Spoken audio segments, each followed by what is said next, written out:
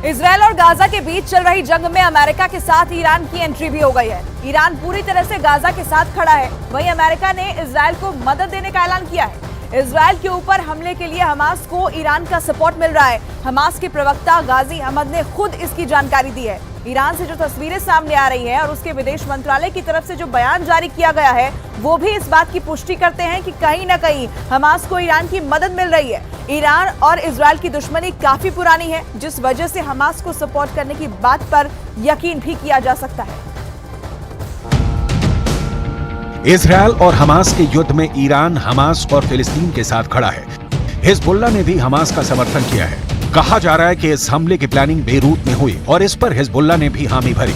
अमेरिकी मीडिया ने तो यहां तक दावा किया कि ईरान को हमास के प्लान की पहले से खबर थी।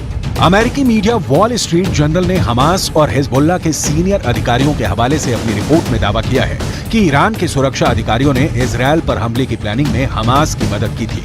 इसके बाद उन्होंने 2 अक्टूबर को बेरूत में एक बैठक में हमले के लिए हरी झंडी दे दी थी।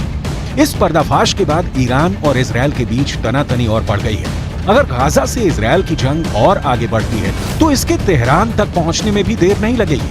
ऐसे में अगर इजरायल और ईरान के बीच युद्ध शुरू हो गया तो वो गाजा की जंग से भी भयंकर साबित होगा। वजह है दोनों देशों के पास हथियारों से भरा गोदाम, एक से बढ़कर एक खतरनाक मिसाइलें। अगर ईरान और इजरायल में हम तुलना करते हैं तो ग्लोबल फायर पावर के मुताबिक ईरान के पास इस वक्त सक्रिय सैनिक हैं 5,75,000। वहीं इजरायल के पास इस वक्त 1,73,000 सक्रिय ससैनिक हैं। रिजर्व सेना की बात करें तो ईरान के पास इस वक्त है 3.5 लाख रिजर्व फोर्स और इजरायल के पास यह आंकड़ा है 4,65,000। आगे ईरान के पास जो पैरामिलिट्री फोर्स है वो है 90,000। यह आंकड़ा आपके सामने है और इजरायल के पास 8,000 पैरामिलिट्री फोर्सेस हैं। लड़ाकू विमान इजरायल के पास है 241, तो ईरान भी बहुत पीछे तो नहीं है, 196 उसके पास में लड़ाकू विमान है। इजरायल वर्सेस ईरान आप देख रहे हैं, अगर युद्ध दोनों के बीच होता है तो अटैक हेलीकॉप्टर की अगर हम बात करते हैं तो 48 है इजरायल के पास और ईरान के पास में यह संख्या है 12।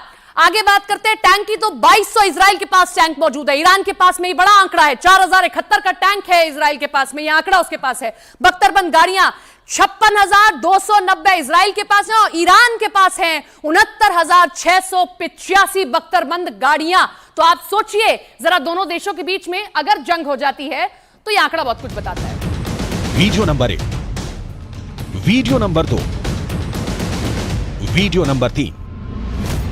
ये 3 वीडियो तो बस पान की है। ईरान इजरायल में खौफ भरने के लिए ऐसे कई वीडियो रिलीज कर चुका है। ये वीडियो इजरायल के लिए किसी चेतावनी से कम नहीं है। ईरान ने इजरायल को खुली धमकी दे रखी है कि अगर उसने ईरान के सैन्य या फिर परमाणु ठिकाने की तरफ देखा तो उसके शहर तेल अवीव को तबाह कर दिया जाएगा। गाजा में चल रही जंग के बीच ईरान की मीडिया की तरफ से जारी किया गया ये वीडियो एक बार फिर ट्रेंड कर रहा है।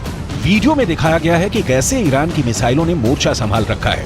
ईरान के मीडिया के मुताबिक इन मिसाइलों के निशाने पर इजरायल का तेल अवीव शहर था।